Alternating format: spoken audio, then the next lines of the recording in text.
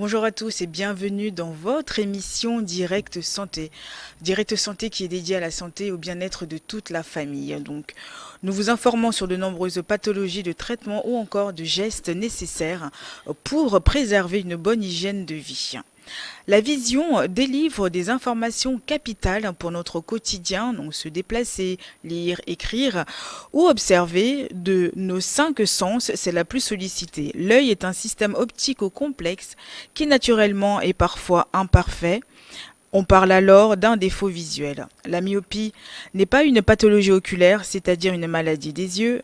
C'est un défaut visuel. Il s'agit d'imperfections géométriques de l'œil ou un défaut de puissance de l'œil. Elle apparaît généralement à l'âge scolaire, c'est-à-dire donc dans l'adolescence ou dans l'enfance.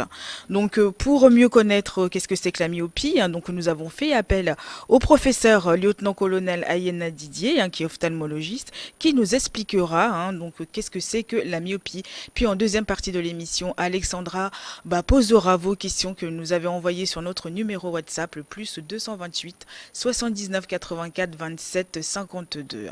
Bonjour professeur, comment ça va? Bonjour madame. Et Daisy, bonjour. Ça va? Ça va bien. C'est toujours un plaisir pour nous de vous recevoir sur ce plateau. Le plaisir est bien partagé. Bonjour Alexandra. Bonjour, bonjour docteur, bonjour chers téléspectateurs. Bonjour Alexandra. Donc professeur, aujourd'hui on va parler de la myopie, donc on y va par catégorie. Donc expliquez-nous réellement qu'est-ce que c'est que la myopie, qui fait partie des troubles de la vision. Bien, merci beaucoup madame. Ici, la myopie en réalité, c'est le fait que quand vous posez un objet situé à plus de 5 mètres d'un individu, l'image de cet objet, au lieu de se former sur la rétine pour être vue nette, se forme en avant de la rétine et donc sera vue floue. D'accord, D'accord? C'est ça comme c'est déjà sur l'image que vous voyez. Donc l'image se forme en avant de la rétine et donc n'est pas nette, c'est pas bien vu. Et c'est pour ça que vous allez voir quand la myopie commence, c'est votre enfant qui n'arrive plus à vous reconnaître de loin, c'est votre camarade qui ne vous soulève pas la main tel qu'il a l'habitude de le faire, c'est votre ami qui ne vous fait plus un clin d'œil gentil tel qu'il a envie de le faire parce qu'il ne vous identifie pas comme tel. c'est ça. Et voilà. Justement, on a une petite vidéo qui explique un petit peu la myopie. La régie, s'il vous plaît. La myopie et l'hypermétropie sont des troubles de la vision. Ils peuvent être corrigés par des verres adaptés. Un œil myope est un œil trop convergent ou dont le globe est trop allongé. L'image se forme en avant de la rétine car les rayons lumineux sont trop déviés. L'image est floue. La myopie se corrige grâce à des verres concaves ou divergents. L'image recule alors pour se former sur la rétine. Un œil hypermétrope est un œil qui n'est pas assez convergent ou dont le globe est trop petit. L'image se forme en arrière de la rétine. Le cristallin ne peut pas l'accommoder suffisamment. L'hypermétropie se corrige grâce à des verres convexes ou convergents. L'image avance alors pour se former sur la rétine. Bon voilà, professeur, un petit peu une petite vidéo qui montre, au début de la vidéo, qui montre la myopie. Donc, est-ce que ces rayons lumineux gênent beaucoup, dérangent beaucoup les gens qui sont myopes? Non, les rayons lumineux ne gênent pas particulièrement celui qui est myope, mais seulement que le parcours de ces rayons lumineux est raccourci par rapport à l'objectif, là au lieu où devaient se former les images. Oui, Donc c'est pour ça qu'il est un peu, il ne voit pas bien de loin. Mais quand vous lui approchez l'objet, quand l'objet est plus près de lui, il voit. d'accord. Voilà, donc c'est pour ça qu'ils sont toujours accrochés à la lecture, ils aiment bien faire les activités de près pour être un peu à l'aise. Mais justement, on avait vu lors de nos précédentes émissions la vision de loin qui est donc le vice de rétraction, c'est ça.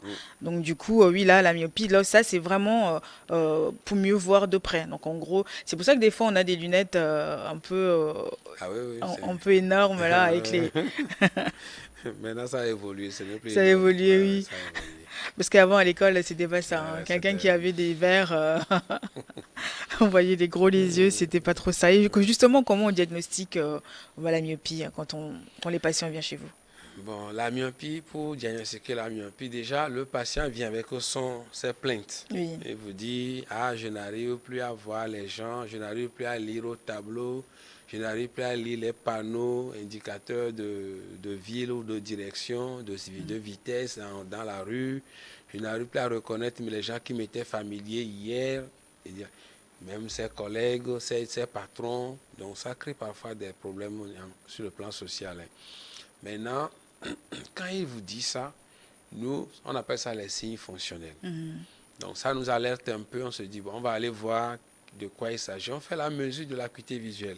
Et effectivement, quand vous le faites lire les lettres de l'alphabet à 5 mètres environ, vous allez voir que la personne peut vous lire la première, la deuxième, la troisième ligne. Mais en tout cas, ce qui est sûr, c'est que cette personne ne vous lira pas jusqu'au petit caractère.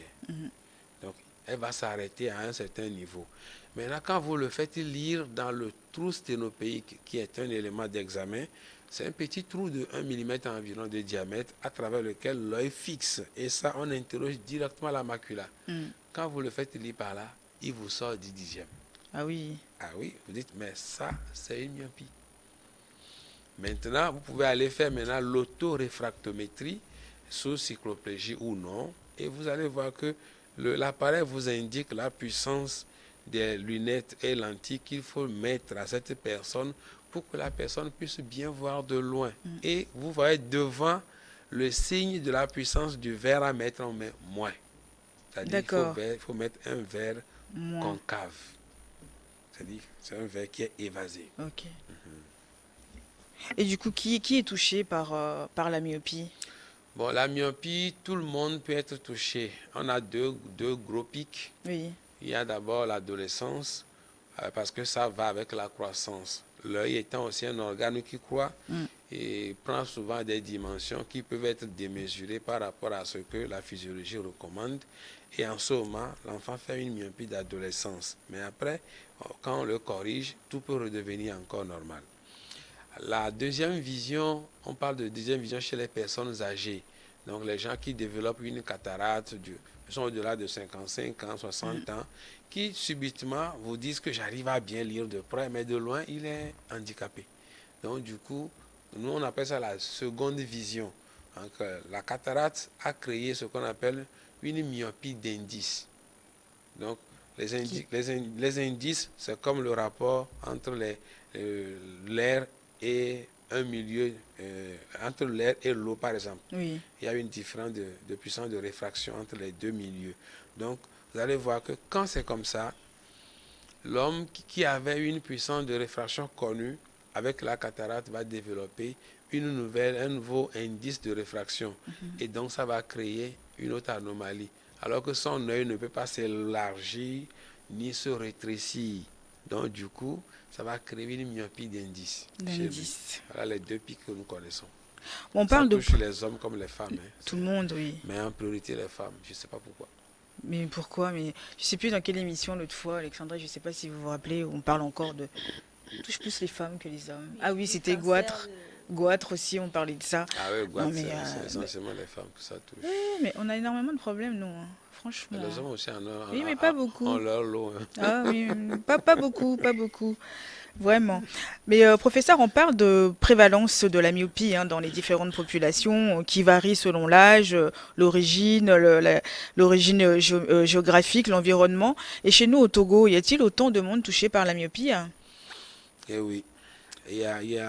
Bon, on peut vous dire qu'aujourd'hui, on découvre que quand 10 personnes, 10 adultes viennent en consultation, 7 ont besoin de lunettes.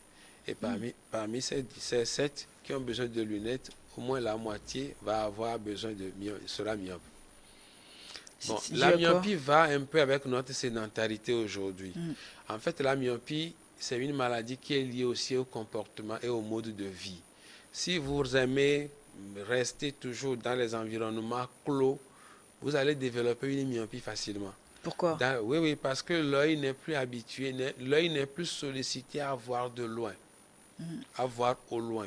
Donc, si on vous met dans un enclos où tout ce que vous voulez, c'est toujours dans les moins de 2-3 mètres que vous les avez, vous finirez par devenir myope.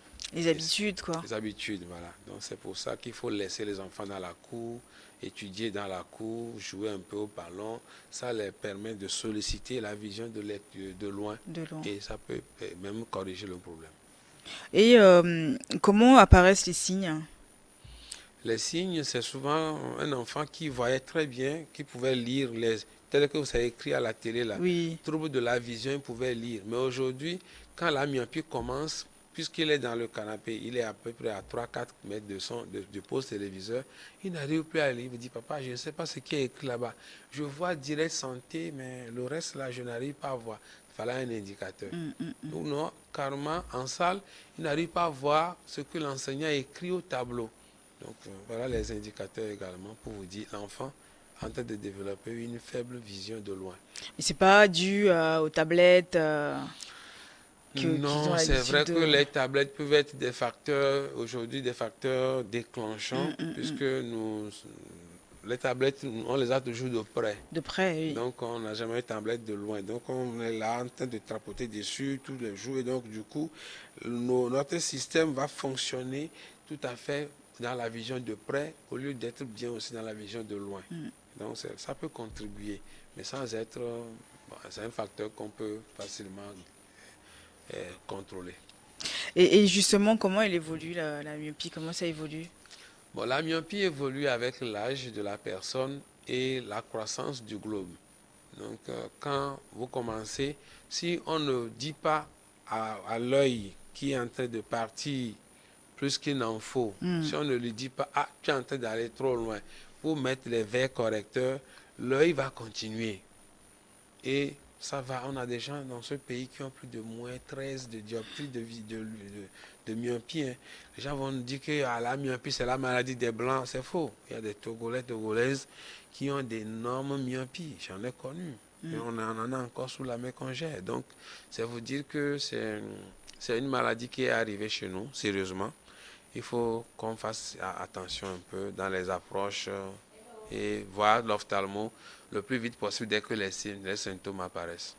Mais un enfant qui qui commence à développer cette myopie-là, ça peut s'arrêter avec les verres. Après, ça se prolonge plus. C'est pourquoi nous les appelons les verres correcteurs. Oui. C'est surtout l'âge là qui est bien indiqué pour qu'on puisse mettre les verres correcteurs. C'est comme un arbre qui est en train de grandir et qui prend une direction que vous n'aimez pas. Donc, qu'est-ce que vous faites? Vous venez, vous ramenez la branche, ou soit vous l'attachez, ou non, vous lui dites, vous n'avez plus le droit de déborder. C'est ce que l'ophtalmo fait en mettant des verres correcteurs. Et ces verres correcteurs, heureusement, quand moi je suis rentré, j'ai commencé par dire aux parents, c'est l'âge là, il faut mettre les verres. Certains m'ont cru. Et au jour d'aujourd'hui, plusieurs sont ces enfants qui sont revenus. On a dit, non, ils n'ont plus besoin de lunettes parce que l'erreur est corrigée. Oui. Nous les appelons les verres correcteurs. Mais dans l'entendement communautaire, on prend ça comme des verres de condamnation. Mon enfant est trop petit pour porter les verres, je ne veux pas. Il va être assez vert toute la vie, je ne souhaite pas. Donc du coup, on prive l'enfant des lunettes et l'enfant va faire de mauvais résultats scolaires et tout. Et après, on s'étonne. Et après, oui, quand vous dites là, ces mauvais résultats scolaires font partie des conséquences. Ah, bien sûr. Et chez l'adulte, qu'est-ce que ça peut provoquer d'autre? Chez l'adulte, il y a ce qu'on appelle le préjugé social. Oui. Peut-être que je prends mon cas pour que personne ne m'accuse. Le professeur Aina était connu. Oui. J'aimais souvent soulever la main à mes amis. J'étais sympa avec eux parce que je voyais bien, je pouvais les voir de loin. Même en voiture, je peux leur soulever la main. Mais du jour au lendemain, je suis devenu myope. Je ne les vois plus. Donc, cette relation communautaire est coupée, paralysée, avec ses conséquences. Les autres peuvent me taxer d'orgueilleux, puisqu'il est maintenant professeur, il se fout de tout le monde. Et voilà, on va me faire des jugements inutiles. D'ailleurs, ça c'est un. Sur le plan professionnel, lorsque vous n'arrivez plus à voir de loin, si votre métier, par exemple, il faut être quelqu'un, une sentinelle dans une entreprise, vous devez voir les gens. Quand c'est le DG qui arrive, vous devez lui faire les honneurs qui sont dus à son rang. Si c'est le planton, vous savez comment aussi l'accueillir. Tout ceci fait que vous n'arrivez plus à voir les gens de loin, donc vous ne pouvez pas anticiper. Oui, Vous ne pouvez plus organiser les choses comme cela se doit. Et ça peut avoir des conséquences sur le plan professionnel. Sur le plan financier, lorsque votre métier, par exemple, les comptables. Voilà, c'est comptable, c'est quoi? Vous devez voir les choses et avoir des précisions par rapport aux chiffres. Lorsque vous lisez 1 250 000, vous lisez ça comme si c'est 1 50 000 francs. Vous créez des problèmes. Ou non, vous êtes à la caisse dans une banque. Vous créez des problèmes. Ah oui. Ah oui, oui. Vous vous rendez plus que... Ah oui, oui. Ah oui, vous rendez plus qu'il nous faut. C'est Et ça. quand on vous ramène ça, vous tiquez, vous dites, mais merde, que c'est un démon, que c'est ceci, on Oui. interprète ça fallacieusement et plus facilement encore. Il faut venir nous voir, nous sommes là. C'est ça. Non, mais c'est vrai que les gens, ils oublient toujours que quand il y a un petit problème, ils oublient d'aller voir un spécialiste de santé. Hein. C'est ça qu'il faut vraiment leur dire tous les jours, mais c'est ce qu'on fait dans cette émission. Hein. Merci beaucoup. On n'hésite pas à vous le dire. Dès que vous avez un petit bobo, allez consulter, allez voir votre médecin traitant, allez voir votre médecin qui vous orientera vers les spécialistes qu'il faut, parce que il faut pas laisser envenimer les choses, hein, parce que plus ça arrive à un stade où après ça devient vraiment compliqué. Donc on va marquer un temps de pause, on revient juste après les informations.